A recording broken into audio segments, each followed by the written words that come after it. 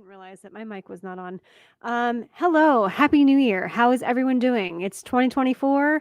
Cheers to everyone, and I hope you are all doing well in the new year. I'm really excited to have Bonebridger and John Automates join me today, and we're going to talk a little about our favorites of the year, maybe some of the things we didn't like, but probably stick to mostly the favorites. I do have a worst of 2023 video coming out either later today, tomorrow, definitely very soon. I don't typically go see like ones that are notoriously really bad. So the list is probably going to be kind of surprising to a lot of people.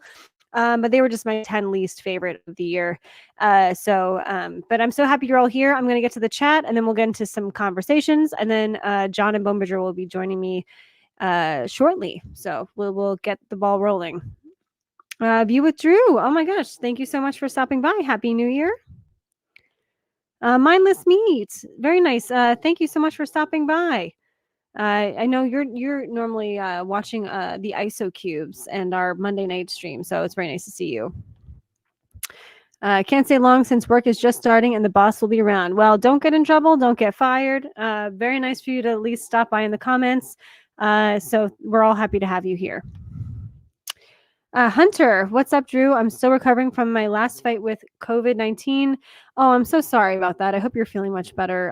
I know you're still recovering. I know it can be difficult for some people. Other than that, I'm waiting on Echo because I'm wondering if it'll be any good. I just seen the trailer for the first time. I mean, the trailer looks really good. Is it going to be good? I have no idea. I know that Kevin Feige was even considering getting rid of it altogether. But to me, I'm like, okay, if Kevin Feige decided the Marvels was good, then to put out and he was going to get rid of Echo, I'm a little concerned. But unless he's just so out of touch of what people actually want. So I don't know. It looks pretty cool to me though, too. So we'll see. Everyone's saying hi. Just turned in my keys to the old place. Glad to be done with them. Very good. I'm happy to hear that. I'm glad everyone's, moving on with new goals and new new visions for yourself in the new year and how you want to live your life and what's not working for you, getting rid of that and getting rid of the old and bringing in the new. You know what I mean?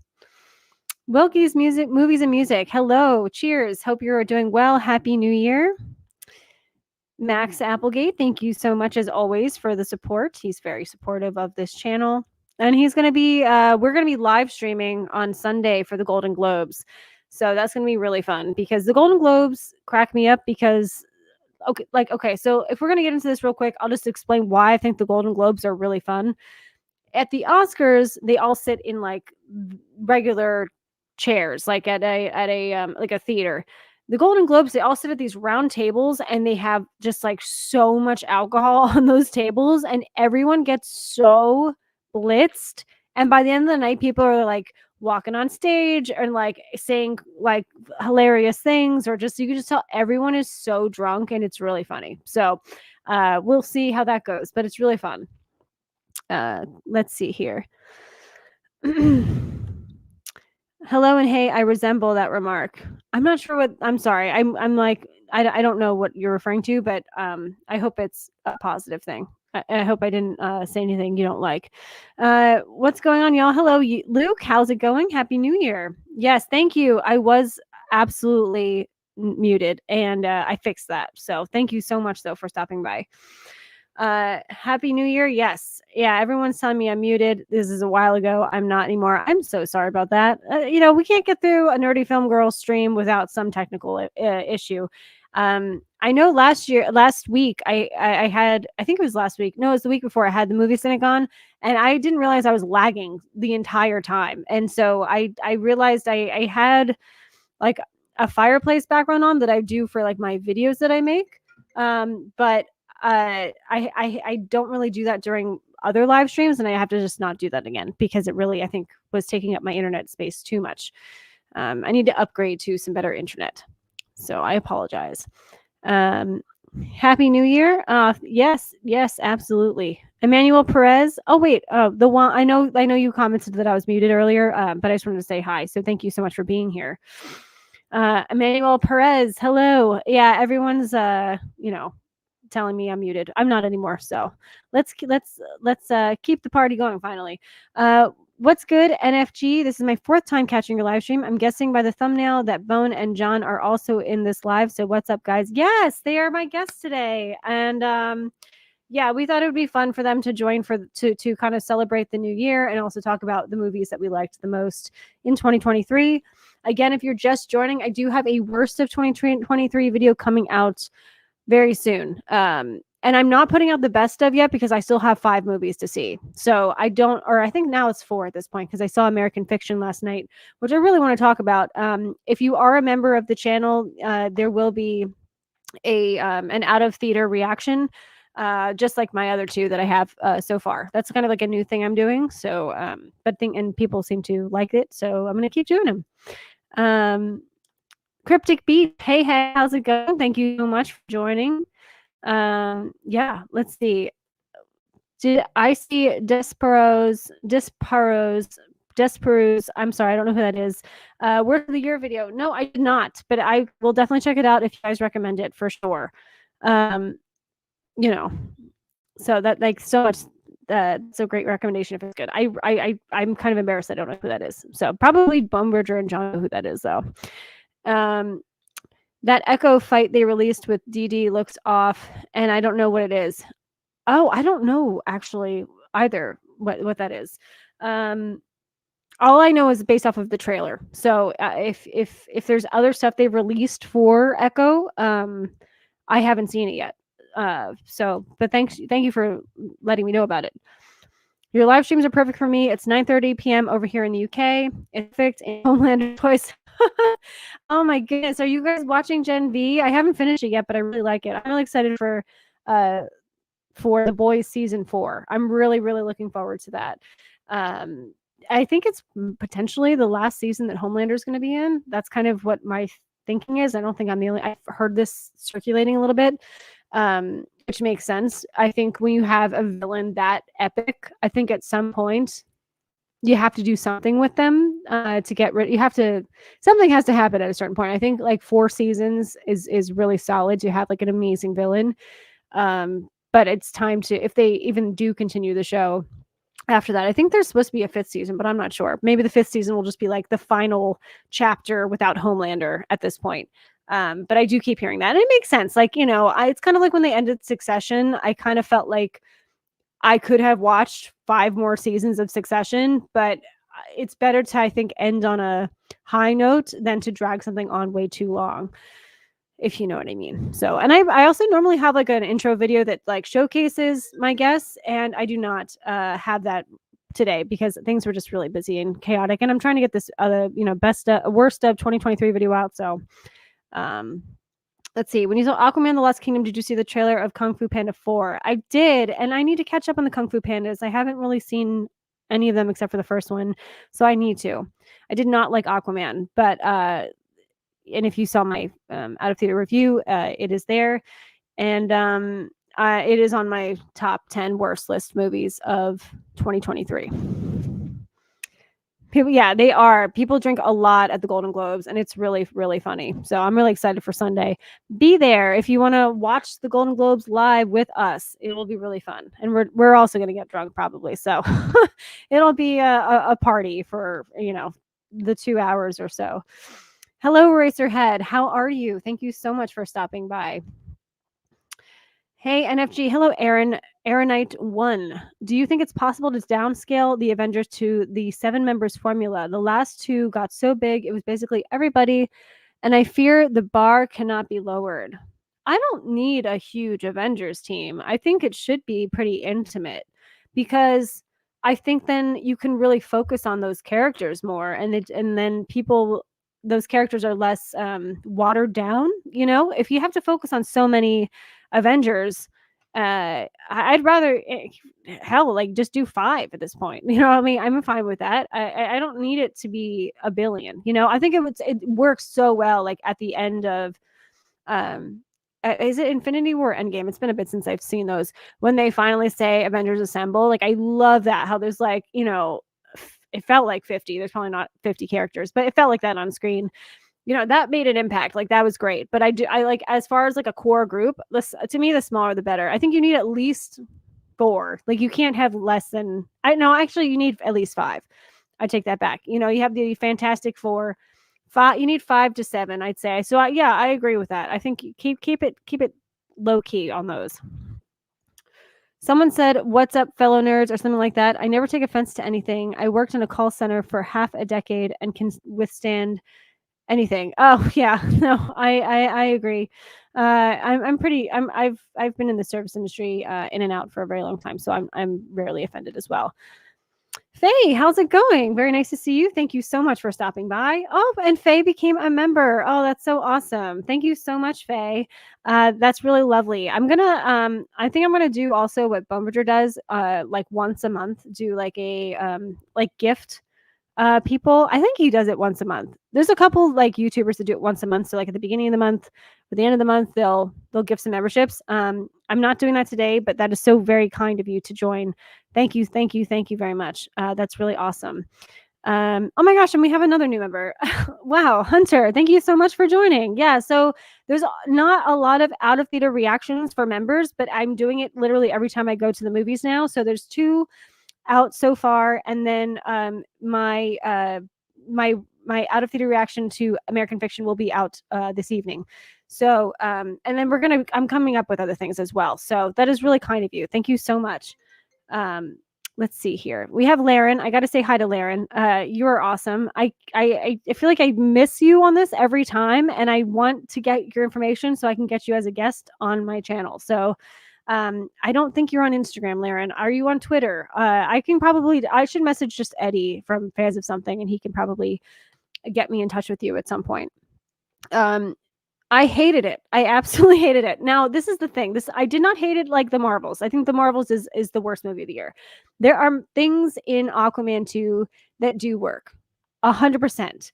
The ending to me is really, really, really solid, and you can see how the film could have been epic if they didn't have to do so many research shoots and all those things. I felt the first act and the second act, you couldn't tell. And I also feel like Amber Heard terrified me every time she saved Aquaman. I don't know what it was. She was always charging to the screen, and she's a scary individual to begin with. So I was kind of like, oh boy, like a little less that, please. So yeah, I was not a fan of this movie. But it wasn't a complete disaster. I still think a film like The Flash is better still then, and so you can see once I put my worst of 2023 list out, and you will see where it ranks. But it's nowhere near as bad. Well, it's close. It's nowhere near as bad as The Marvels, because nothing could ever be as bad as The Marvels. Tyler, so happy to see you. I'm so happy you're here. Tyler is fantastic. He's going to be on my channel very soon. And he's been seeing some really great films recently, so definitely check out his channel. And anyone that's here that has a channel, check them out, because they're all great. That Echo fight is horrendous. Some of the worst fight choreography. Is it in the trailer? I gotta watch this. I don't know where this is. I haven't seen this yet, because I've only seen the trailer. So and thank you so much again, Hunter. That's very kind of you. Everyone's saying hi. Everyone's asking about New Year's. Okay, here we go. Yeah, I was gonna say 5 or 6 Avengers. It was the end of the Endgame. Yeah. Sorry. I sometimes I blend those 2 films together. But it's just because it was like it was the era and everything like that. Let's see. Did you like 2023 or hate 2023? I loved 2023. I absolutely loved 2023. And once I finally do get a chance to put out my best list, which again, I can't put out fully yet because I haven't seen about 4 films still. It is one of the most incredible years for film. Probably one of the worst films for blockbusters, though. So like when people say this year was really bad, I get where they're coming from. If they are discussing like big, the big summer movies and things like that, and superhero movies, because I totally understand where they're coming from, because like most of those were really bad. But in general, there's been such great work and such great art that's come out, and like just great performances, great direction. So there's been a lot of stuff I've really liked this year, which we will be talking about with Bone Bridger and John Automates very soon. They will be joining at 5, so definitely around like 8 minutes from now. Yes, that sounds perfect, Laren. Thank you. The Echo fight is making its rounds on Twitter. My fault. Okay, yeah, I need to see this because I thought, okay, maybe I'm wrong, and maybe you guys know. I thought that they brought in the people that did, and maybe this was just for, oh my God, I want to say Deadpool, but Daredevil. Sorry, the D's got me all screwed up here. I thought they brought in the people that did the Netflix Daredevil show to be involved with this Echo show, and maybe they didn't. Maybe they just did it for the Daredevil show they're going to be doing on Disney Plus, and that probably is more accurate. But for some reason, I thought they had some influence because the fight scenes, in the Netflix Daredevil show are really, really well choreographed. So that's really surprising for me to see. But yes, maybe the trailer's just great. Maybe the trailer's just great, and everyone will be disappointed again. Yeah, leaked scene. Okay. Yeah. After this is over, I'm really gonna check this out. I'm sure John and Bumberger have seen it. I like 2023. I found your Bridger and John. Oh, we're so happy that you have found us. It's very kind of you. And so cheers, mindless meat. Thank you very much. You said 5 and was like, that's 3 hours from now. Oh, sorry. Yeah, because you're in the UK, right? I think you're in the UK. I'm pretty positive. Yeah. So they're literally going to be here in 7 minutes. So you don't have to wait 5 hours from now. The Echo show looks both good, cringy at the same time. Well, that's what's scary because the Secret Invasion trailer was absolutely fantastic. The show was horrendous, and I didn't even watch it because I trust. There's a few people's opinions I really trust, and I give it weight. I just didn't bother with it at that point. And then I saw what happened to oh my God, the girl from Game of Thrones. Wow, that reminded me. It's giving me flashbacks to the what they did to Natalie Portman with the CGI arm. Oh my God, it was bad, really bad. Cinematech, how are you? I'm so excited to fill out your Cinematech ballot for award season. I'm definitely gonna be doing that tonight. Very excited about that. And I miss your content, so I know like everyone has reasons for not doing content anymore. My goodness, it's your channel, especially around this time of year, because that's how I found you during award season. So thank you so much for being here, though. We're going to be talking about positive, pretty much positives. I think maybe some movies we didn't like, but some of our favorites of the year. And I still have 4 still to see. I'm seeing Iron Claw tomorrow, I believe. So tomorrow I'm seeing Iron Claw, and then Friday I believe I'm seeing The Color Purple. And then I still need to see The Zone of Interest, and I would like to see Fallen Leaves. So if anyone has seen any of those, I would love to hear your opinion on it. Is everyone talking about when someone missed with the shotgun? Okay, this is everyone is like losing it over this leaked scene. I can't believe I haven't seen it. I need to get people like friends of mine to be more on top of stuff if I'm not noticing what's going on. I wasn't on Twitter at all today, so but yeah, okay, so I'm definitely checking that out. The real BBC went through it in slow-mo, and holy cow, it was bad. Like completely missed punches, kicks way off the mark, and a lot of them waiting for the attack to connect. Wow. That's really interesting. And I wonder, is it with the actress, the main actress? Because I believe she is actually deaf. So I'm wondering if that has any reason to do with it. It's not, I mean, I'm sure they have a stunt actress for though. So stunt person. So I don't know. I really want to check that out. Mindless Meat, sorry, you're in Washington State. Someone else, yes, commented that they were in the UK. So I apologize. I confused that. But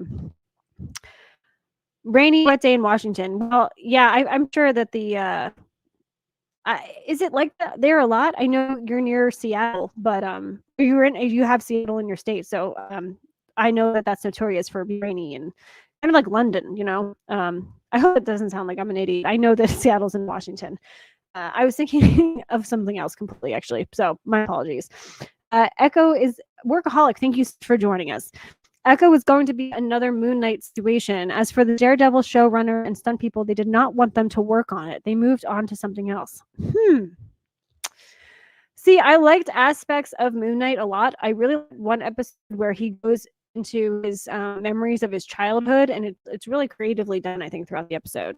And I do like Oscar Isaac talking to himself in multiple characters. I think he did a really good job at the split personality disorder that he has. A lot of it was very out there, though, and I can understand why it wasn't for a lot of people. I kind of dug it, though.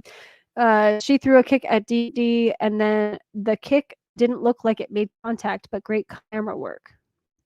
Yeah, okay. I'm gonna definitely do like everyone is talking about this. I'm sure if a lot of you guys watch the ISO cubes on Thursdays, I'm sure we're gonna be talking about this, and we might even break down this leaked scene because I had no idea this even happened. So I'm currently stuck doing 4 to 8 hours of overtime at work. Oh, well, Faye, I'm still happy you're here. I hope this is helping. And I know you're a big fan of the ISO cubes, and they're going to be joining me. And this isn't the ISO cubes, but it's the happy hour with the ISO cubes, I guess.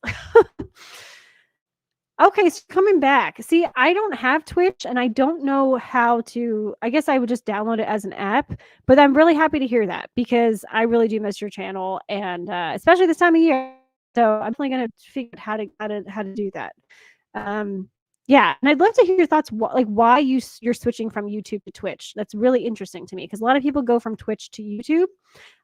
Especially because I hear next year YouTube's putting a huge emphasis on live streaming, which I know you do a lot. So I'd love to have a conversation with you about that. So very interesting, Zone of Interest. Yeah, we actually do. We found a theater that has it. It's just not part of our Regal plan. But I think AMC has it, and Max's sister got him a gift card, an AMC gift card.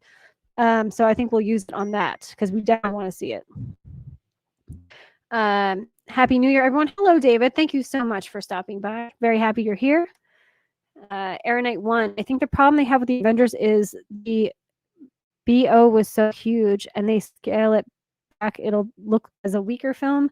They're better off renaming the huge crossovers, i.e. Secret Wars. See that I'm going to start this for both John and Bumberger because they'll know what you're talking about. Because box office, is that what you're talking about? Yeah, I think that's the box office. Okay, sorry. Yeah, I understand that. I could see where you're coming from. I need to make a movie that draws as much of people in as they did back then. But it can start off slow. Like take the approach they did back then. Start off with like Iron Man. No one knew. I mean, people knew who Iron Man was, but it wasn't like people were excited to see Iron Man. My God. So like just start off like building your characters and like having like solid films to come out, and then you can get back to that $1 billion film again. I think that's totally doable. Just, kind of do what you did before in a new and creative way. Tyler says Iron Claw was decent, but the brothers that weren't, Zac Efron could have had more depth. Okay. I'm so curious to hear your thoughts on this because out of nowhere, everyone's saying that Zac Efron deserves a Best Actor nomination. He was not even in a conversation until this movie came out. I'm sure he did a really great job. So I'm really curious what your thoughts are on that. I'm actually going to put the comments on hold here. I don't have my normal intro video. I'm just going to do a really quick 30-second one because I didn't have time today to make the one that we all see, but everyone knows, I guess, I think on this channel, the incredible Bone Bridger and John Automates. So I'm going to just throw this up real quick and then we will get the show on the road.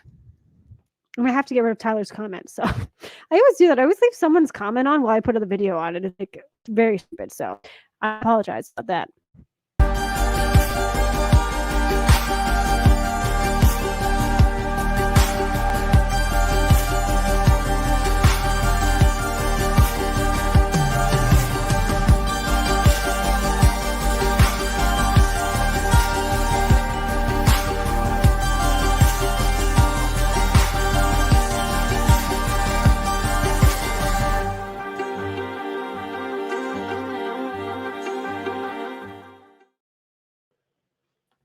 Hello, Bone Bridger. How are you? I'm good. Happy New Year. Happy New Year to you as well. I know John just messaged us and said he's restarting his computer and will join us momentarily. So likely story. That's what they all say. He's either at the buffet, he's on his third round of chicken wings, or Disney shut him down. There's all kinds of options. Or I sabotaged him. I would. If I could sabotage, I would. Lots of laughs. Well, before we get into our kind of end of the year discussion about things we liked, we'll talk about some things we don't like, but I do want to kind of focus on things that we did like this year. There's been a conversation in the chat that I would love to talk to you about. Okay. There's two things really; they're both really related, though. The first one is the leaked Echo footage. Did you see that? Yes. And I watched a couple people talk about it, and ironically, I finished my Echo video that's coming out. I finished it 2 days ago, and I already talked about some of the stuff that like it was like I was just predicting kind of what we should expect, what they're going to try to do. And I even titled my video, it's called The Daredevil and Kingpin Show, guest starring Echo. Oh, okay. So it's going to kind of work out with what's coming out. But I don't know. I still wonder. Echo was 8 episodes completely refilmed. Now it's 5 episodes, completely different show. From what I understand, there's only a few scenes that they're using from the original version. This one's supposed to be like violent, and that's what they focused on is flashback scenes, Kingpin scenes, a couple of fight scenes that are just like random people versus Echo to kind of build up her character. All that being said, I just don't I don't have much faith in anything that you know this. We talk about this all the time on streaming. Disney Plus releases most things once a week. And when they do that, they either release them in a primetime spot like Loki. It was a primetime time, or like Willow at 3 a.m.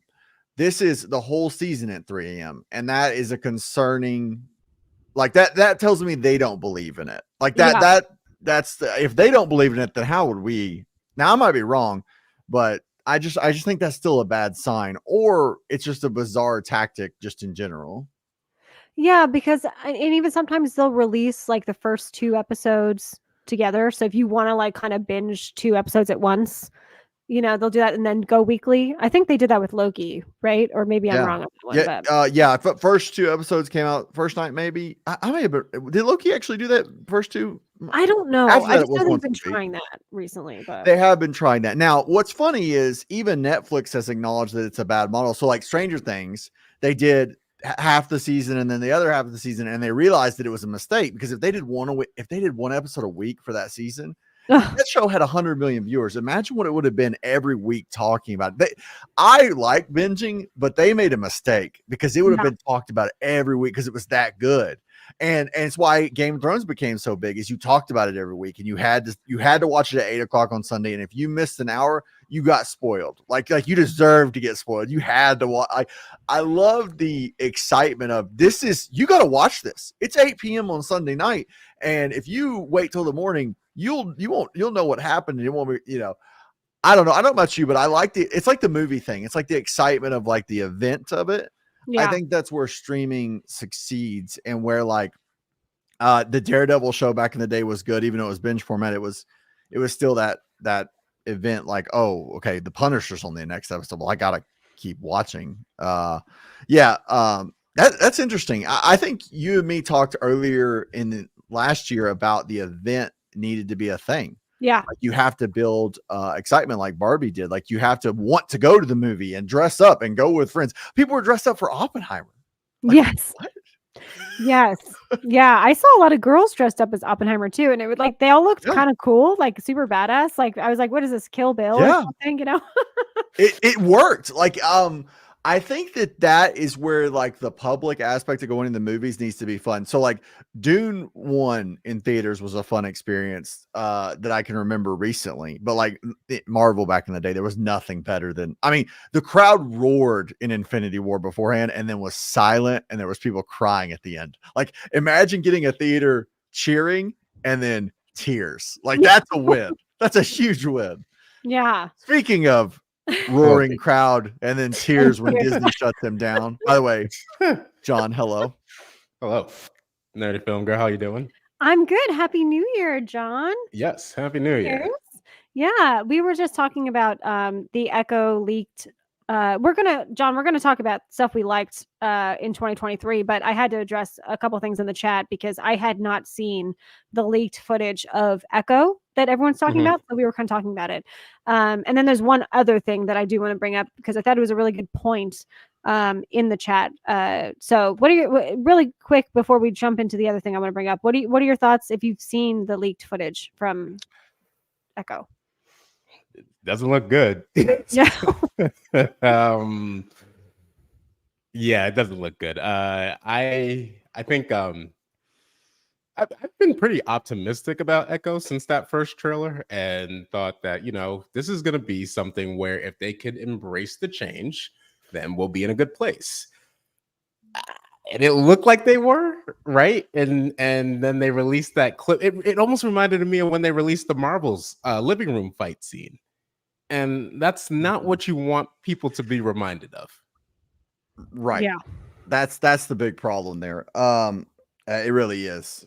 Oh man, I think that's a great point of like, you don't need to show your hand that much if it's not quality, and if it is quality, the argument can be made, let word of mouth do its job. Yeah. Like Right. release the project and let people tell their friends to watch it. Chat, I saw somebody in there mention that, like, word of mouth is still to this day, I think, the best indicator. So Percy Jackson, I didn't know it was doing good, but then I heard like 4 people that don't watch stuff usually tell me like, hey, I like this because I grew up reading the books and stuff. And I'm like, okay, well, Yeah. I'll watch it because I trust you. Like, I for sure trust Yeah. people. It's an interesting thing, like how these things are marketed these days, especially Disney and how they're doing. Well, you remember the aspect, one of the biggest problems of Ahsoka, and we talked about this, was when they brought back Hayden, and Hayden got a bad rap. And so Yeah. when he came onto the scene for Ahsoka, and you saw how much more fluid he was, and you saw that his acting was on par and everything, and suddenly you were like, well, wait a minute. And that scene of Anakin showing up is a great scene, and it's also the worst scene that Ahsoka could have put in, because it was like, oh, it showed you there's levels to this. And so Echo, it's like, is Echo going to be the same thing when Matthew Cox shows up as Daredevil, and when Kingpin's in there, and the act?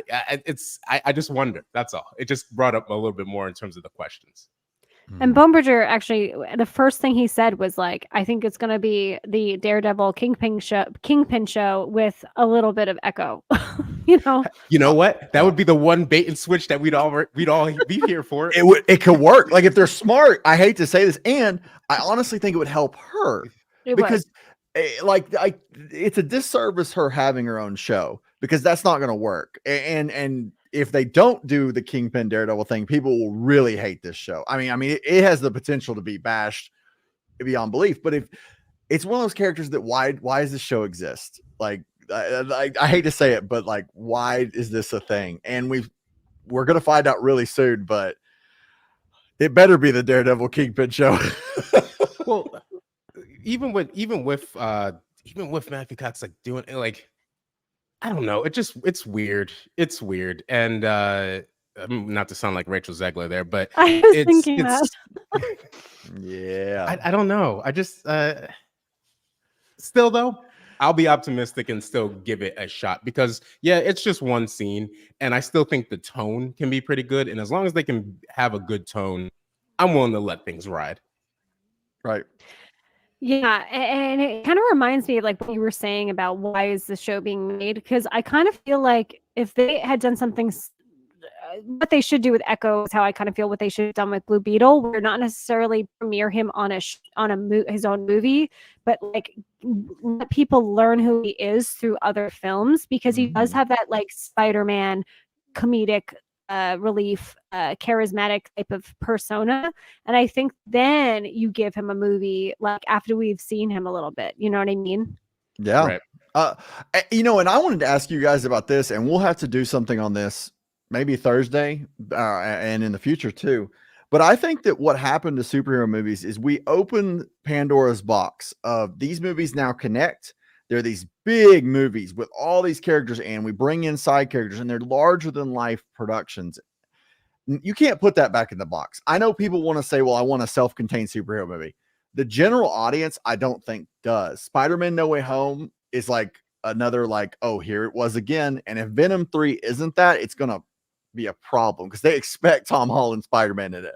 Like that after credit scene in No Way Home, that's what we're supposed to get. Venom 3 is supposed to be Venom and Tom Holland Spider-Man. And if it's not that, that movie is going to get destroyed, I feel like, from fans, because the expectations, you can't go backwards. I don't think, like, you can't win football now. You can't win 10 straight national championships and then lose every game the next 2 seasons. You'll get fired. Like, you don't get the grace of the past. Like, you have to keep, and that's unfair. I mean, that's not like a great. We're at a weird place. We're at a weird place where you promises are expectations, and expectations need to be held up, or else shareholders start to lose faith in it. But I think that's also why a lot of actors are just turning away and doing their own projects, which is why a lot of the best movies this year are not even close to being superhero movies. I'd put Guardians up there, but otherwise it's like, no, you know? I don't think you could. I don't think anyone, because we've all seen a lot of people's best and worst lists. No one is putting Guardians of the Galaxy on any worst list at all. Right. You know? Right. Yeah, you don't. I hate to say this, but like, when you clear that much money for a movie like that, it's a pretty good indicator. It's not always an indicator that money it translates to quality, but like, you know, I mean, look at the top movies. Like, they're not bad. Like by any stretch. The worst on that list, in my opinion, is Fast and Furious at like 700 million. Like, that's when you get into the, like, but I get why people enjoy it, because they know who they are. They're not fooling anyone. Like it is ridiculous. And Jason Momoa is good at it. So, but it does show you, like Guardians, like Godzilla -1, you can take big budget epic things and make it into a legitimately good story. Right. Right. Like, you can do that. So I don't know. It was just a weird year for that. And it was a problem that I don't know if they're going to learn from. Hopefully they do. But I enjoyed I like the fact that the competition from the smaller movies really kind of put pressure on. And I like the fact that a lot of people saw alternative things and just were like, you know what? I am going to see a couple of these A24 movies. And I am going to see some of these movies that, like, I may not have thought it to even like watch, but you know what? This looks way more interesting. And I think that's a good thing. Right. Absolutely. I'm going to get a little into the chat before we get into our favorites of the year. And then we'll go from there. And we don't, it doesn't have to just be like your one favorite. It could be, 3, 5, whatever you want to talk about and bring up, or even movies that, like, you didn't think were perfect, but things you liked about them. So right up here, we've got, we were talking about, hang on, I got a little lost here. Here we go. So, yes, David, we're getting into award season, and Golden Globes are on Sunday. And yes, I will be live streaming with us during the Golden Globes, and we will be getting drunk as well, because that's what people do at the Golden Globes. As I described earlier, every single person in that audience is just smashed during the Golden Globes. It's not like the Oscars, so it's a trip. We've got Mindless Meat, the IsoCubes Drunk Tank Edition.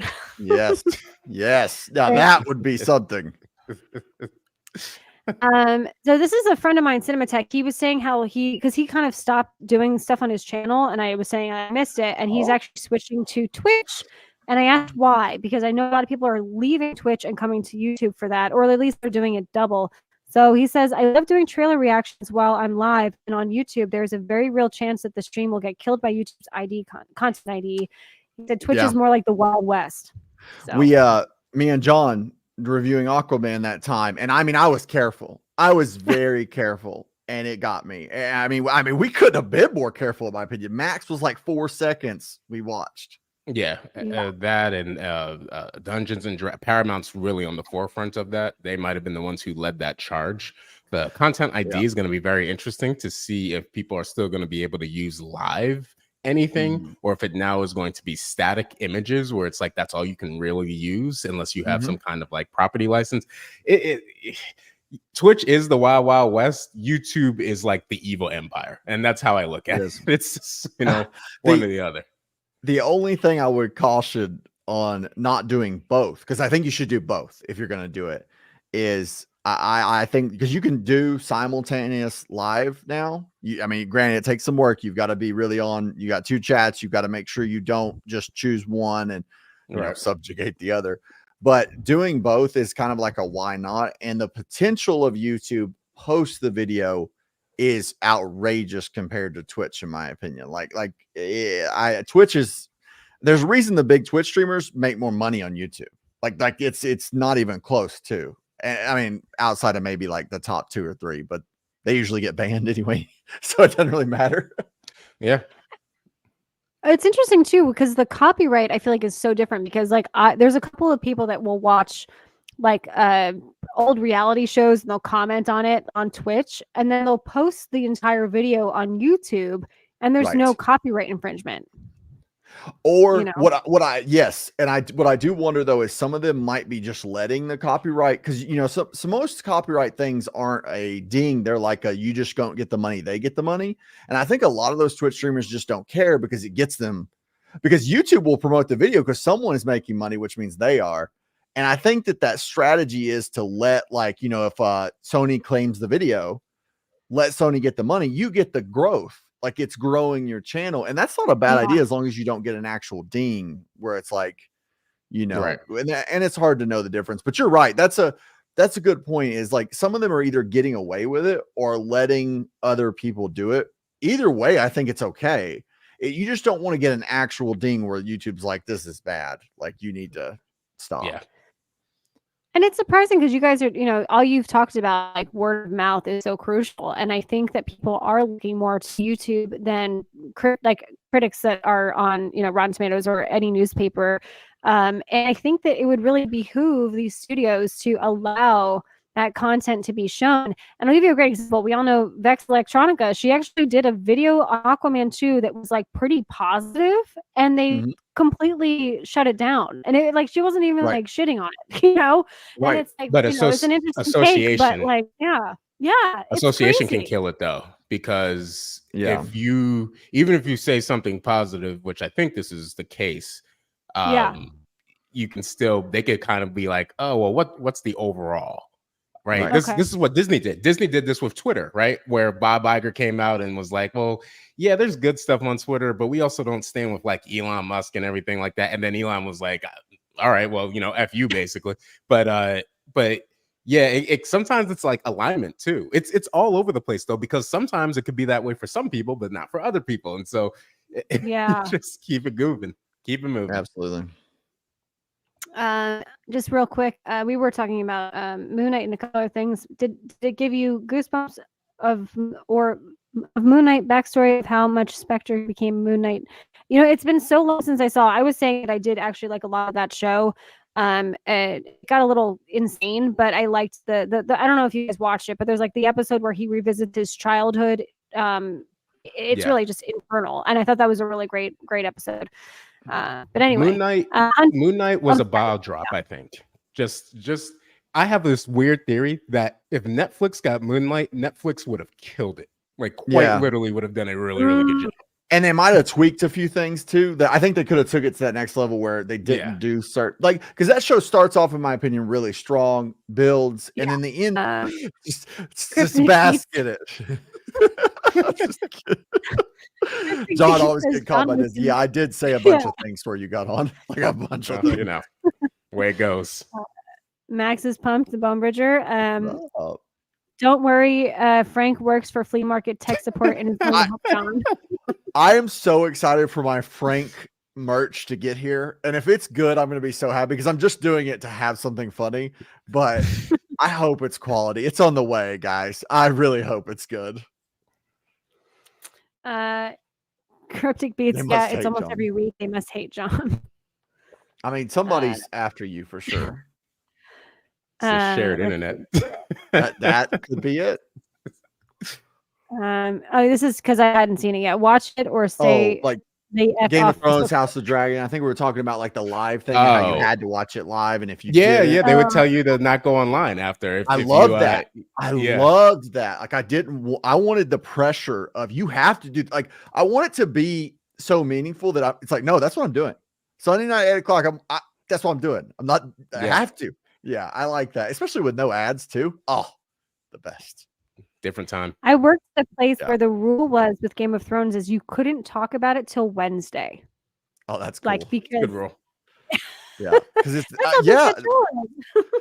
that's the one show that I was very thankful I didn't read books until after I watched 3 seasons, because that would have changed everything. I did honestly, you don't even need to read the books. Like I hate to say it, just do the whole show. Well, You could. and by whole show, I mean the first 4 or 5 7. seasons. Yeah. 7 do at 7 max. seasons. Yeah, yeah. Cancel a certain spot. I'm bringing this up just because I know I don't watch the show. I know you guys are going to be talking about it in some form, or you have talked about it. Yeah, and it's one of those things that like it fills a void that maybe shows. I don't know, like it's like I like Jack Ryan and I like stuff like that, but this show has a different feel for me. I don't know if it's like the desire to watch like a tough guy type thing, but for me, this is my tough guy thing. Like this Reacher's my, like, if you ask me to pick like my favorite person right now that's like the tough guy, it's Reacher. Like in the back in the day, it could have been Punisher. It could have, there was different stuff on at different times. This is, but I don't know. It's just good. Well, what other show is a beat 'em up?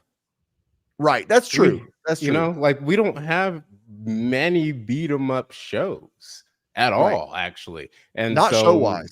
Yeah. Yeah. And it's something that's kind of refreshing. And that it's weird to say it's like nostalgic of like an older time, but sometimes you just need a beat 'em up show. Yeah. And it's a lot of revenge based stuff. And that works. Like, I hate to say it, but like, that's never not worked. That's why, what's it called? The Terminal List was very, very popular, Man, I forgot that one was super popular too, actually. Hail John, the cat automates. I like that. We should get that rolling. That should become a thing. So this is interesting to me because he's saying it was like a long take. Do you think that maybe this was leaked before it was like finalized in the editing room? Could be. I hope so. How like you make something in a video and then you trim it because you want the pacing and to flow better. I'm wondering if this was just like is it one take from one camera that you see? I thought there was 2 where it would switch from like even still, that's still a long take regardless. The problem is we are going into it with how there's 3 things here because it's a behavioral thing, like a mental thing. The first thing is Daredevil has gone off. This Daredevil, this one that we're seeing, has gone off against really capable villains of all types of fighting styles, from the Hand to Elektra. I mean, honestly, you're not really finding a better fighter than Elektra. And she was almost super powered when he fought her in the Defenders. So it's like all of a sudden now Echo is on the same, like he should kind of dispatch her pretty quickly. So there's that portion. And then you have the aspect of, well, Echo's known to be a good fighter, and she did very well in Hawkeye. Like, I don't know if you guys remember the Hawkeye fight she had, but she was really, really quick, really good in Hawkeye, but there were a lot of cuts in that. And so now you're kind of like, well, I don't know if they wanted, like, I don't know if they just wanted to like try the Netflix hallway thing. Remember when they used to do the whole hallway fights and they would do like these really long takes? I don't know if they were trying to like copy that, but I don't know if it's gonna work. That's like that's a good point. Yes, Old Boy's a good. Yeah, yes, exactly. Mm-hmm. Very cool. I mean, as far as like the type of thing, if they're not pulling it off, then that's the point. I know they did a lot of that in Daredevil, though, and that was great. So I'm gonna get away from the chat a little bit, even though we love everyone here so much. And Tim, thanks so much for joining us today. Just seeing you in the chat now. I know I'm a little behind on the chat, but it's a very active chat today. So I want to ask you guys. I've said this earlier. Yes, we can say it's the worst year in film for blockbusters and superhero films. Absolutely. I do think, though, as far as other films go, it's one of the best. And I think that if you look at similar vein of like last year, really the only huge film, I mean, I liked Banshees of Inisherin a lot, but Everything Everywhere All at Once kind of stole the show. Especially it won every Oscar, and like I honestly don't like when that happens because I think that it makes the show boring. And I really think that this year it's going to be incredibly diverse with the films. And we're not just talking about Oscar movies, but we're just going to talk about stuff that we like because I think there was really great stuff that went on, even in horror and everything else. So I'll let the two of you start off with some of the things you really enjoyed this year. John, guilty pleasure just like enjoyment, Oppenheimer, and that's it. Because it certainly wasn't Indiana Jones, I'll tell you that much. No, guilty pleasure I had, and I've said this before, I thought Gran Turismo was a really, really good video game adaptation. Now, I know it's based off of a true story, so I think they had that going for it, where it's like, well, yeah, it's based off a video game, but it's also based off a real thing that happened, so they got to combine it a little bit, so maybe that's cheating. But I thought that was like really good of just like, this is just a self-contained point A to point B movie, and I think it worked really well. But I think smaller things like Talk to Me were Yeah. really, really good. I thought Air. I know a lot of people. Air didn't necessarily do good in the movie theater, but it did good on streaming. The Jordan Air Jordan stories about the shoes, that was good. And then you had fun movies like Cocaine Bear that came out, and that was good. There was a lot of like smaller little things that were really, really good. Thanksgiving we talked about having, Yeah. that was fun. Then there's the obvious, the Creed 3, the John Wick 4. Yeah, there's a lot of stuff that I really, really enjoyed. In terms of the big movies, though, I still really, really enjoyed Super Mario movie. I thought I just had a lot of fun. I don't know if that was just because of the nostalgia aspect, because I grew up playing Mario, and I can enjoy it as an adult, but I could also see why kids could. But yeah, that would probably be like my list. Yeah. I think that my surprise movie of the year for me was a movie called If You Were the Last on Peacock. It's an Anthony Mackie movie. And something about that movie was wildly entertaining. And it's really just a closed set with two people and they're trapped on a spaceship. But it's wildly entertaining. That surprised me a lot. Peacock in general surprised me. I kind of like Yeah. Twisted Metal, to be honest. But let's see. I think if movie wise, the most enjoyment for me and the best for me were the same. It was Oppenheimer. That movie, I did not expect to think what I thought when I went into it. When I came out, I was like, wow, that was crazy. Mario, we knew though, like we knew, but like that was fun. That was probably the most fun movie experience I think I had all year.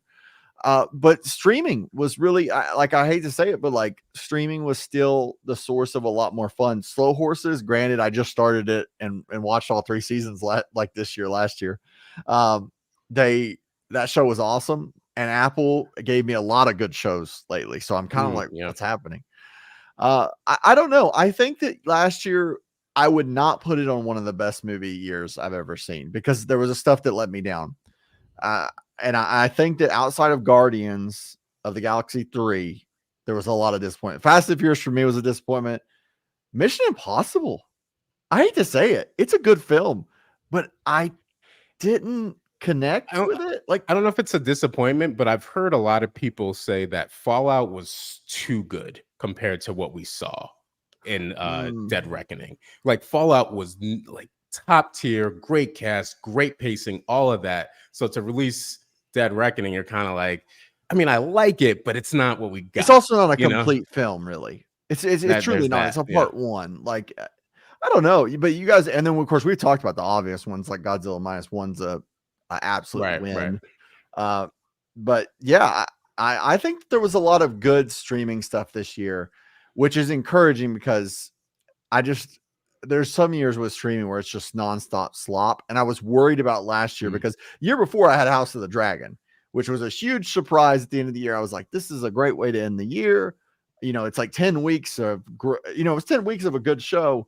And then luckily we got some other shows that kind of ended up being good too.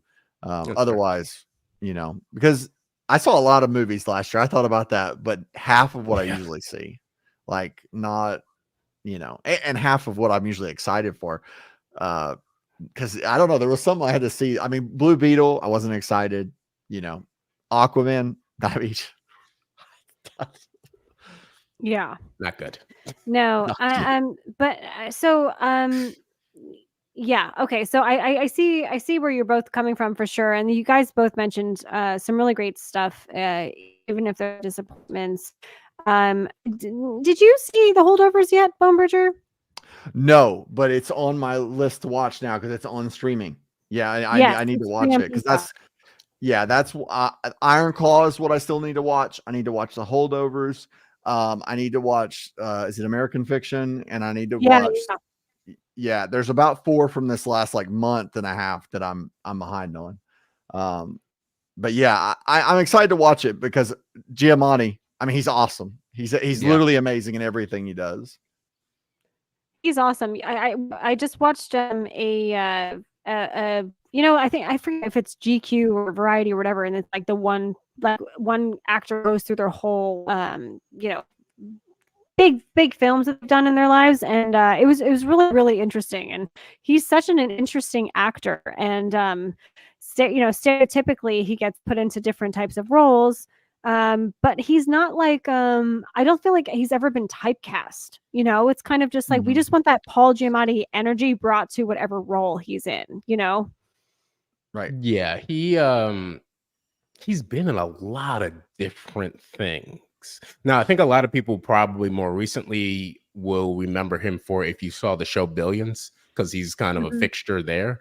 Right. But he's been in a lot of random. Like if you were to look up a list of movies he's been in, it's like so random at some points where you'll be like, "Wait a minute, he was in that," and then you start remembering the character he was in, and or the character he played, and you're like, "Oh yeah, he really was in that." Like I remember he's in that San Andreas movie with The Rock, and you're like, "Wait a minute, that's right, he really is in that." But then you're like, he's also in Straight Outta Compton, and he's also in Planet of the Apes, and he's also in 12 Years a Slave. And you're like, wait a minute, what is going? Like, he has such a weird filmography, but it's good. He's good in a lot of stuff. Right. And he chooses roles that he's just like, there's something about the movie that he wants to do. Like, we all Yeah. know, like, the Tim Burton Planet of the Apes is not good, but Right. he was obsessed with Planet of the Apes as a Right. kid. So that's why he was like, yeah, he like got a phone call, like, do you want to be in this? And he's like, well, guess I look like a monkey. So they wanted me for this. So yeah, I'm going to say yes. You know, and he takes everything, like he does still stick to like the characters. He's like obsessed with what the character's facial hair should be, and sometimes they don't let him do what he wants to do, but they a lot of times do. And like if he's like being like a creep or a weirdo or a nerd, or like he like is so into that, it's really fun. Yeah. Now I think well, I know, I don't think. And I apologize, Bone Bridger. John, we just have to talk briefly Oh yeah, about you got Poor to. Things. And That's if my you other have one on the any, Mhm. list that I need if to you have watch. any questions, Bone Bridger, obviously chime in. If you know, this is still a conversation with the three of us, and we're not going to do spoilers, John. No, You saw Poor yeah. Things. We did not even get a chance to talk about it. So, any thoughts about it? I think Poor Things is misconstrued to a lot of people. Yeah. And I think originally people got one idea about it, like, oh, okay, well, you have Emma Stone, and it's like a science fiction kind of thing. And it's also a bit of a like dark comedy, if you will. And people kind of went in thinking like, oh, okay, well, I can get behind that. And then you saw it, or those specific people saw it, and then the word came out. And this is a weird thing because they had weird word of mouth. I won't say it was good word of mouth or bad. It was just weird. It was just like, well, what exactly is this movie anyway? And what exactly am I hearing? And I think that was the biggest thing that maybe might have hurt it in terms of like it still made money. It was a very small but it wasn't well actually no, I guess it didn't make money, right? Because I don't know It's what the box doing like office. that weird. It's like not even a like they're still going to be releasing it more as the next 2 months Yeah. go. So I liked it though, but yeah, I've heard this is one of those movies where a good example would be Barbie, how Barbie had certain things that came out where people are like, well, is it a feminist movie? It's not a feminist movie. It's really about Ken. It's not about, and it's like you had all these different things. Poor Things probably might have had the most in terms of different reactions. yeah. I would say it's top 5 because I've heard all sorts of things, all manner of things.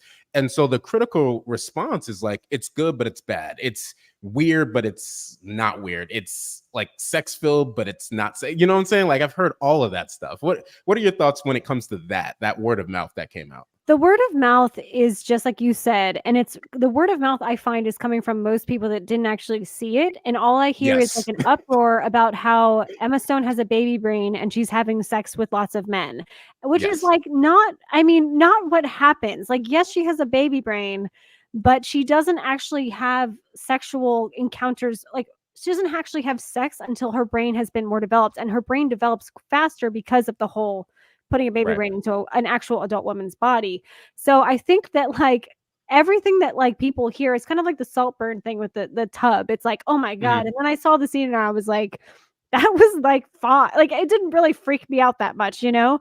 So I think that I'm glad you brought up Barbie because I Bag, think that what bag face, perfect. What the That's fair. did I just walk into? That's fair. That's fair. It's a weird conversation. It's a weird. I tell you, it's a weird movie. Oh, we're happy that Bonebridge is a part of this though, and we're gonna nip it in the bud real fast, real quick. But it is that kind of like I'm glad you brought up Barbie because I feel like Yorgos Lanthimos doesn't hit you over the head constantly or beat you with a message like Barbie No. does, but it's the Right. same message. He brings up questions of two sides of different things that happen. And I think that that's really interesting. It's not pro-sex work. It's not anti-sex work. It's literally like have the conversation and no one's necessarily right. And because you are experiencing a film through I'm not going to say a baby brain because it's not, but like someone who's not influenced by anything society wise. It's fascinating to see the choices she makes and to be in this environment, you know. To be fair, they do. She does gain, and this isn't a spoiler, really. It's this. She does gain intelligence. They just start. They block her. So Yeah. like they like stop her from getting more intelligent, and then you're like, oh, and it could be an allegory for a couple of different things when it comes to that. But like that's what I'm saying. Like it's not what people think, and I would advise people to go. That's one of those watch it and see for yourself. Yes, because anytime I've seen someone that's finally sat down and watched it, they become obsessed with it, and they're like, "Oh my God, I can't get Bella Baxter out of my head." Like it is one of those. Yeah. It's honestly it's phenomenal, and like I even if you don't think so, John, I think it is like really a well-made film. No, And I it's do like it. I'm yeah. glad it didn't get picked up by political networks because it easily could have. And Yeah. that's the one thing I'll just say about that. Like they could have easily because there's like a big socialism thing in there, and you're like, okay. So Right. yeah. That's true. Yeah. So back to films that Bowmager has seen, because my goodness, I don't want to have a one-sided conversation here, but I'm glad you brought up Oppenheimer. The three of us really enjoyed that film. Robert Downey Jr. It was so nice to see him get out of superhero films and do that, just like unlike Yes. Mark Ruffalo doing Poor Things and outside of as well. What do you guys think as far as the screenplay? Because I do want to bring this up. I think we all have been told or know that it was written in the one person, and I know Baumberger is a script expert. He's sold scripts. He writes scripts. What do you think about that whole concept of writing a script in the first person? That's wild to me. Like that. I don't think I could even achieve that and feel good about it, because the concept of screenwriting is you're writing something not to be sold for someone to read, but for someone to read it and make it, to visually interpret it, and for actors to interpret their characters and learn who their characters are. So you're writing from a very weird point of view. For him to write this script like this and it work is remarkable. And there's only two other scripts that I think have done something strange like that and it worked and it really be cohesive. But probably more remarkable is he wrote it. They didn't cut any of it out. Like that's insanity to me. Like first person, okay. The second point of view of it is crazy, because I've heard of scripts doing time differences. So you write the script in a style where if you're reading it, it's clear that like there's two timelines going on, but the audience is not supposed to know till the end. And where they go back in time, they see that it was two timelines. He did that. Nolan's done that before. We saw it with Dunkirk, where there's multiple timelines and you're not really supposed to know. And then you figure it out as you go. And it's this big reveal. That's crazy to me that he did it from one person's point of view, though. I mean, because that means it reads like a book almost. And I'm like, what? It does. It's as long as a book. True. I mean, and it also means that if anyone else directed it, it would probably be bad, because he's probably got stuff. There's stuff that's not on the page that needs to be there that he just knows, and they're doing. No one else can do that. Like if you're gonna write like that, it's got to be you. If he handed that to someone else, I think they would crash and burn, literally because of the burn and the explosion. And they did a real bomb, but Yeah. I want to bring this to your attention because we did kind of talk about it, I think, on ISO Cubes or Monday. I forget what it was. And someone else also brought this up, but I found Max's comment about this, about Coleman Domingo. all this. Yeah. And I think that, like, just don't have him replace Kang if he's going to do it. You know what I mean? Oh, Yeah, no. Kang needs to be done. Yeah. Yeah. Not someone else Kang. said that too. I can't Honestly, find it. if Kang was to be redone, and I've said Damson Idris, the guy from Snowfall, should do it, but honestly, I don't even agree with that. And I've heard people say John Boyega and things like that. If Kang had to be redone, like we don't want to get rid of Kang. If you don't get Sterling K. Brown, then don't get anybody. Yeah, don't do it. Because he actually has played villains. He has the presence. He's, it's like, all right, I could give it to him, but otherwise let it go. Don't bother. Now Coleman's a great actor, and I do think he should deserve roles and stuff, but you just made a great point. Sterling K. Brown is that guy. He's next level at everything he does. In fact, I'll tell you one thing. The Predator movie that came out with Shane Black a few years ago is one of the worst movies I've ever seen. But if you take Sterling K. Brown out of it, it's even worse. Like it takes it to another, because he's the only thing in it that's kind of interesting. You're like, what's with this guy? Yeah.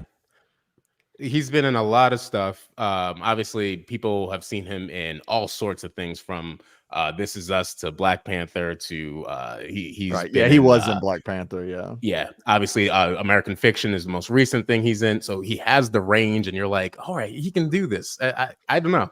I think he would be great in that.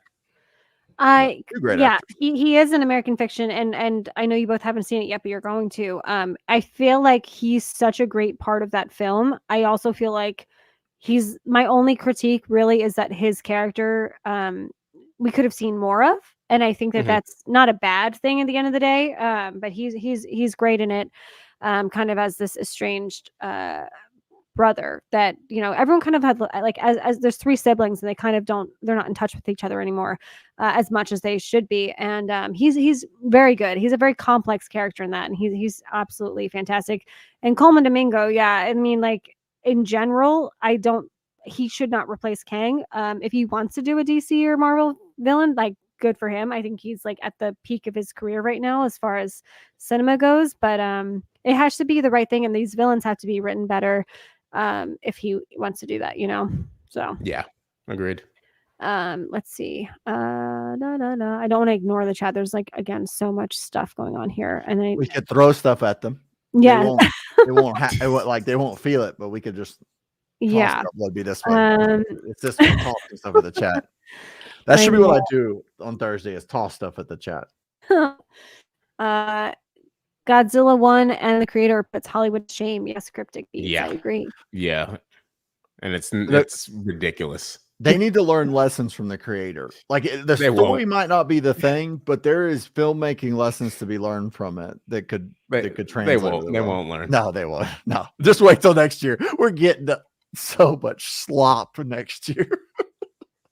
And the creator is actually, I was telling everyone, my top 10 worst films of 2023. That video is coming out soon, and the creator is unfortunately number 10. It is just because I don't have to suffer like the two of you do for a lot of these bad movies. So, but that was my number 10 worst film of what I saw. I liked it. I think I wouldn't put it at the top of anything, but I think because the story it's like you've seen it before, but it's the visuals. The visuals of just like, man, this is incredible, and you're like, the world building's pretty good. Yeah, it's breathtaking. Yeah, I had expectations for that movie, and that was a mistake. I think I had, and if you go in with like, I think you're fine if you go in just but don't go in with like, this is going to be a sci-fi one that I watch 20 years from now. I don't think that's the right mentality to have. We got Cody from Dude Who Loves Movies. What's up, everyone? Happy New Year. Don't forget to roundhouse that like button. Yes. Don't roadhouse it, though, because they're remaking that movie, because it needs to be remade, of course, just like everything else. Oh, Lord. Oh my god, I know. This is a good question for the two of you. A favorite Downey Jr. performance besides Iron Man? We already know which one. We already know Come which on one. now. Come on now. Come on. Sergeant Lincoln Osiris, Tropic Thunder. Yeah, I mean, come on. that is really good. Come on. I would say besides that, my only other one is when he played Charlie Chaplin in the biopic. But like that's one of those things where the movie's okay, but the performance is amazing. He was Yeah. just so good as Charlie Chaplin. It's like it's stuck with me for so long. He's Yeah. good in The Judge too. Is it Oh called yeah. The Judge? Something like A yeah. man playing But- a man playing another man. Yeah. Yeah, Tropic Thunder. I know mean, what come dude I am.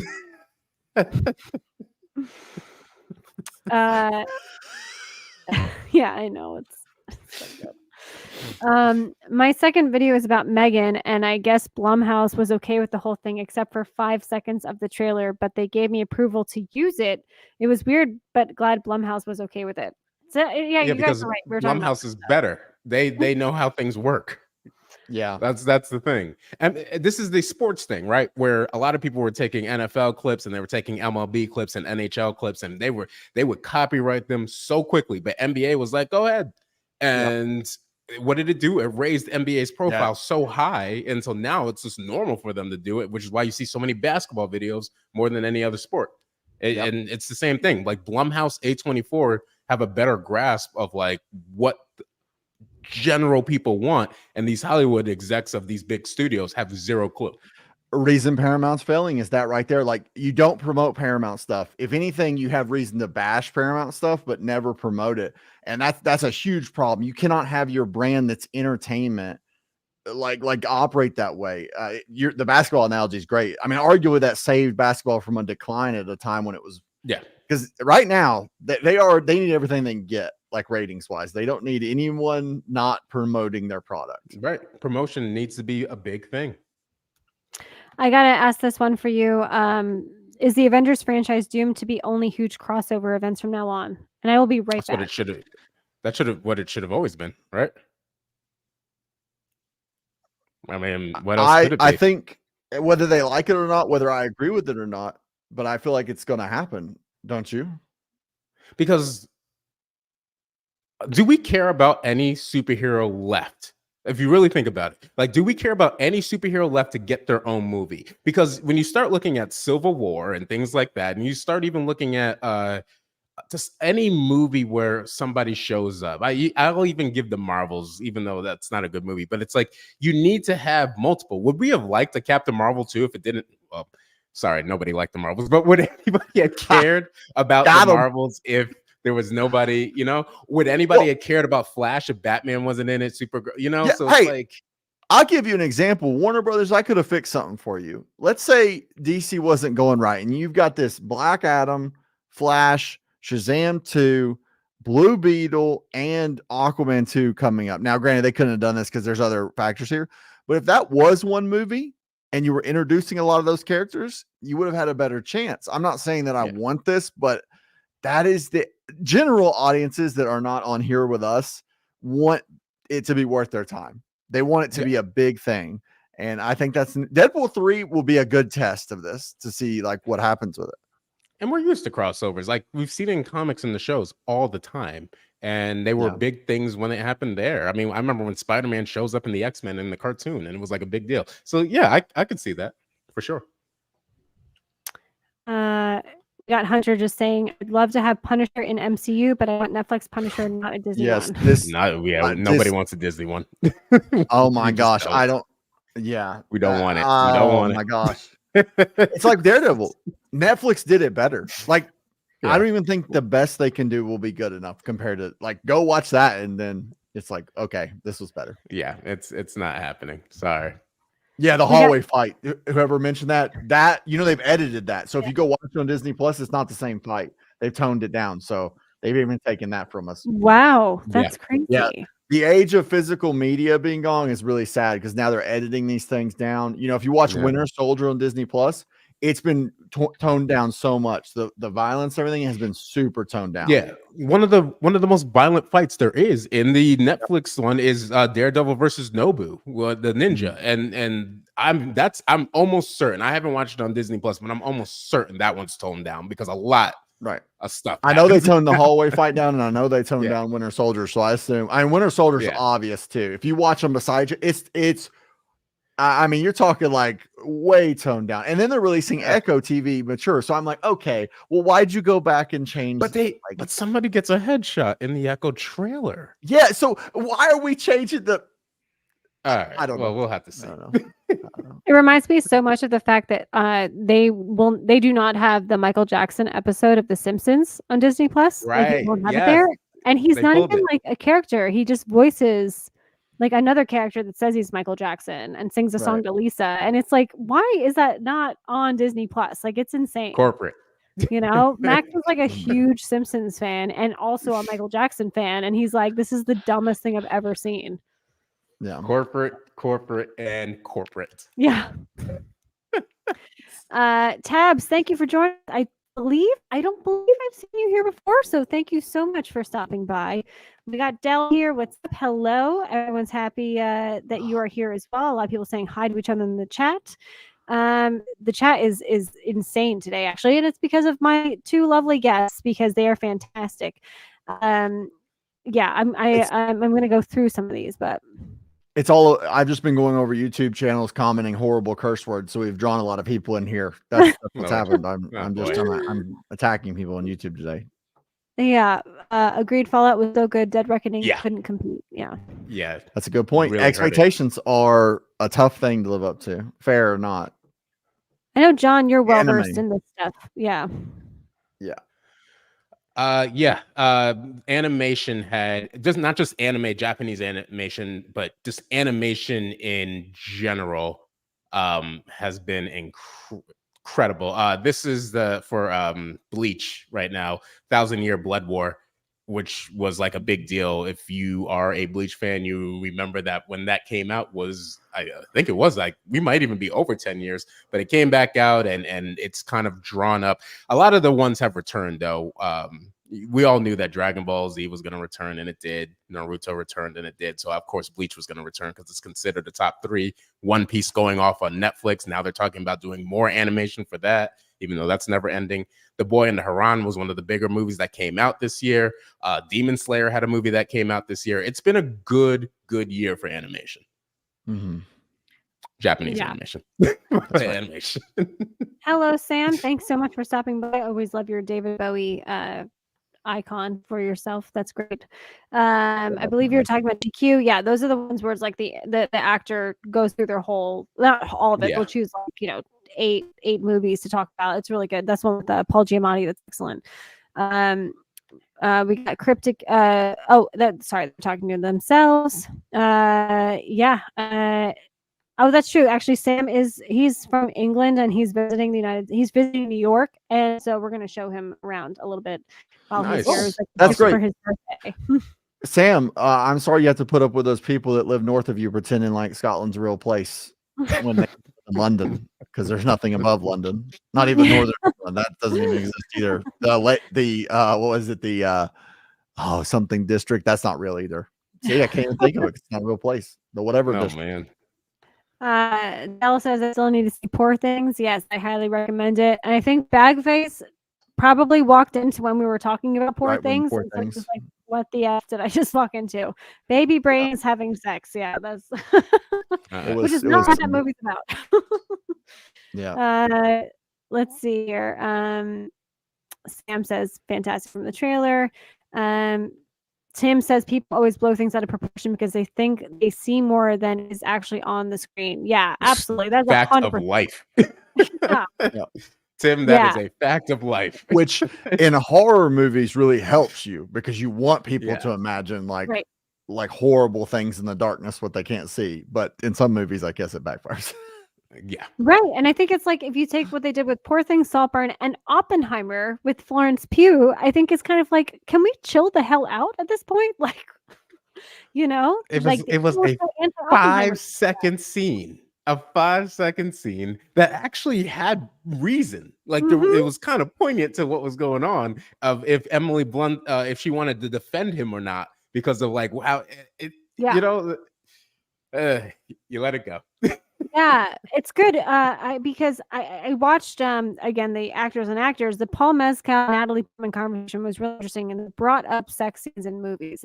And Paul Mescal said, "I feel lucky now because I never make a movie, not purposely, but like I'm never in a sex scene in a movie where I think to myself, why is this scene here?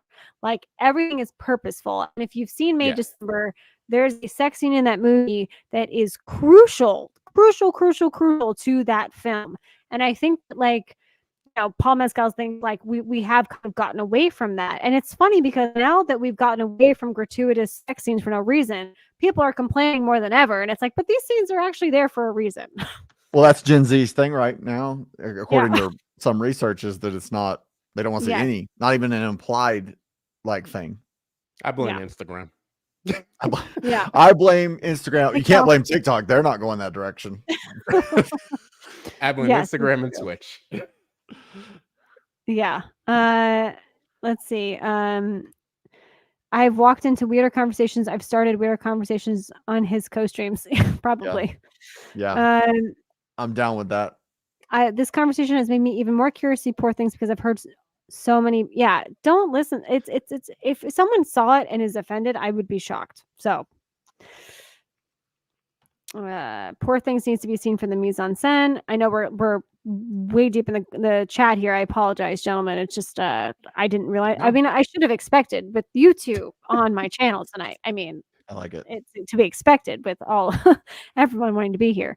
They get real rowdy. Yeah.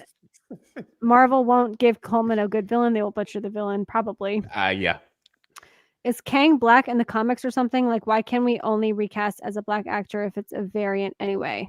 Because they'll say it's a that. Doctor Who. They'll say it's a Doctor Who ripoff if they do that. And no, Kang is technically related in the family of Reed Richards.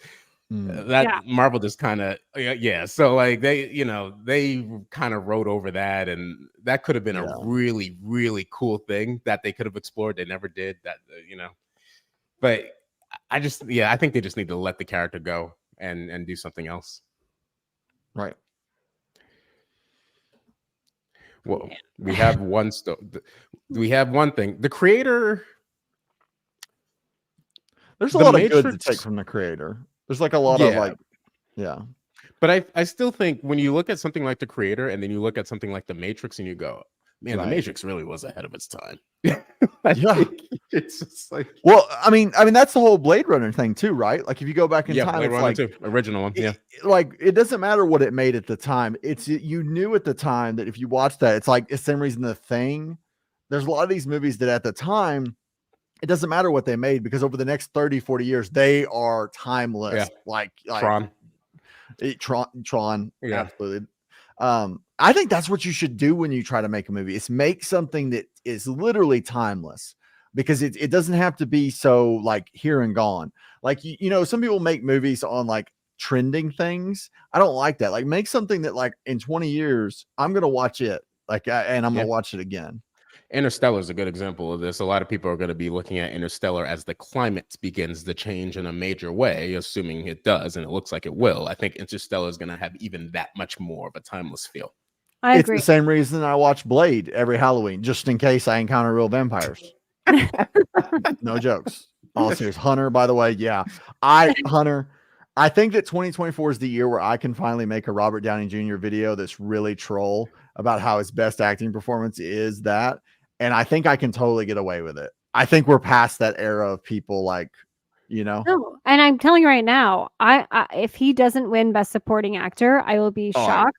And that would be And it's a very heavily packed category. There's great fucking performances that we've seen, but it's his year, and I think that like that's just what's gonna. It's and I don't want to say it's like the Brendan Fraser because that's a completely different scenario. But it's almost like I think people would get really mad if Robert Downey Jr. didn't win. I agree. Because of everything we feel like we don't know him, but we all feel like we've known him and his ups and downs in his life and career. And I think that what he did in Oppenheimer definitely deserves Oh yeah. the Oscar for that. You know, Agreed. I mean, I agree with didn't that. feel about that way with Jamie Lee Curtis getting the Oscar for. I mean, I'll tell you. I mean, my God, Angela Bassett and Carrie Condon should have won, but my God, but Robert Downey Jr. You know, yes, he does deserve to win. love it. Oh, people were not happy about that. By the way, in a year or so, Dirty Film Girl is going to be the biggest YouTuber on YouTube because she's going to make that video about Jon Snow and Tom Holland. And I swear it's going to get 45 million views. And people are going to be like, what is happening? Oh, the Nerdy Film Girl rant video is coming. Yes, We know the it's rant coming. hot takes. If you, the Tom Holland and Jon Snow thing, We know it's coming. it's going to be huge. I would 20 million views first day. Oh, we'll see. You got to do it for the tennis movie. You got to do it as like your the I intro for know. that has to be the That's rant on Tom true. Holland. It's gotta Yeah. be. Yeah, I saw that tennis trailer yesterday before American Fiction, and I was like, "Damn, that's a good trailer." Damn, Zendaya is incredible, and what the hell is she doing with Tom Holland? So Tim, yes, I just wanted to point this out. Thank you so much. I'm so glad you He was saw good as Chaplin, yeah. He's really good in that. Yeah. I'm being told. Oh my God, I have a super chat.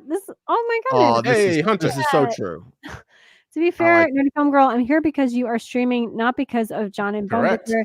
As much as I love them, I didn't realize it'd be on the stream today. That is so kind. That is so kind of you, Hunter. Like, thank you very much. That's really, really Yep. nice. You know, you're the classy one. You're the entertaining, classy, well-educated one. We're the less Two so. bubbly idiots. Yeah. No, not at all. You guys are so great, and I'm so thankful that we all connected in 2023, and I'm really excited to see what 2024 brings the three of us. I'm quickly. I know we're a little over here. I'm just gonna real quick. I love the MJ episode of The Simpsons. Yeah, it's really good. Here we go. They didn't want to get sued. I know it's insane. I wonder if when the biopic of Michael Jackson comes out, though, if that's going to change, because that's it's probably going to be really good. I mean, the show on Broadway is the biggest thing on Broadway right now, and his cousin's playing him, I believe, or his nephew. I think it's Michael Jackson's nephew. His nephew, yeah. Mm-hmm. Yeah. Blah blah blah. The whole world is going south. People, I wish I was born 10 years older. Yeah. 1990s are a good time. Which is they talk about that in American Fiction too, because Jeffrey Wright's trying to just he's a college professor and an esteemed writer, and he's like, he has the N-word up though on on the chalkboard or whiteboard, and it's the title of a book that they are discussing that was written 300 years ago.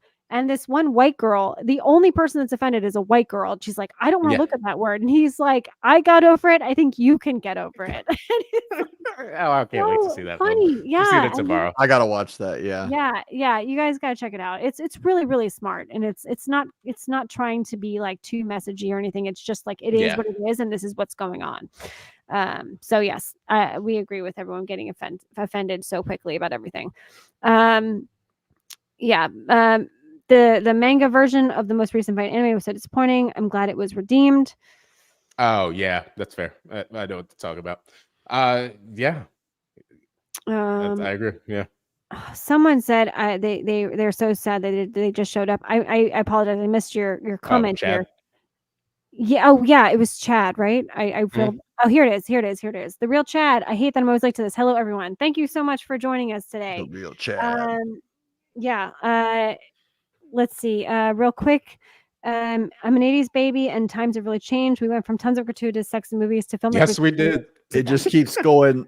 There's never how about right in the middle? It's just what we're doing now is a overcorrection, and we'll see how long it lasts until we then flip right back over. So interesting to see. But at least I think, John, you can see that the ones that we were talking about, those three films, Oppenheimer, Saltburn, and I think those were purposeful and they were scandalous, but purposeful, Right. They will never remake Basic Instinct. And if they know what? I don't know what they're gonna do. That's a Oh good my point. God. That's probably when they can't. D. Marcel says Mm. Jon Snow versus Tom Holland. Who is more of a cuck? It would be Tom Holland It because definitely would be Tom Holland. Jon Snow's wife is not a superstar. And well, this is a cuck though. Like I don't know. That's a weird thing to ask. I don't think that And Tom and I Holland's a love that it's the character versus the real life person. I Their love character this versus the combination. person. This is wild. That's true. Like this is a wild comparison. If you're Yeah. imagine if your Kit Harington was like, well, I'm good. Yeah. No, I got it. Yeah. That's D. Marcel. You win the award of 2000. I'll put this out for you for best comments. She you don't see Kit Harington's wife, and I know she's been in some things. I think the last thing I saw her in was Death on the Nile, but you don't really see her like that. Whereas Right. Tom Holland and Zendaya, like you know. So yeah. Yeah. I just don't know how someone that is exceeding in their career and is motivated in their career could be with someone that's bitching about being Spider-Man. It drives me crazy. He just wants the Okay. character to be good. Yeah. Longtime lurker of all you guys and gals show. Just want to say hi and thank each of you. Always feel like I get to hang out with friends with everyone's shows. That's very Yeah. nice. Glad Awesome. you're That's here. the feeling we want. Yeah. Well, everyone, I apologize if I did not get to your comment. This was a huge chat. It was very active. You guys are fantastic. I want to thank both of my guests today, Bone Bridger and John Automates. Do you guys want to talk about anything that's going on in your channels? Do you want to promote or anything? Well, I'll be on tomorrow, Ram vs. the Man, and then Thursday we'll be getting going. It looks like, right? So yeah, looking forward to Just seeing trying to people. track down a real life bear for a stream one day. That's about it. Yeah. That's what we're doing here. Yeah, perfect. I wish I was joking, but it's yeah.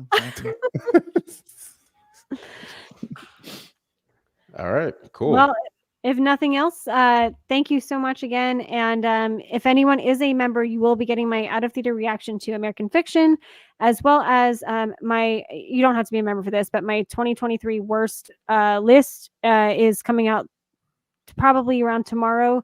And it is not your Nice. typical one.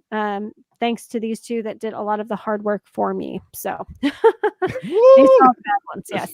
Thank you very much, both of you. And we'll see you all next time. Thank you so much.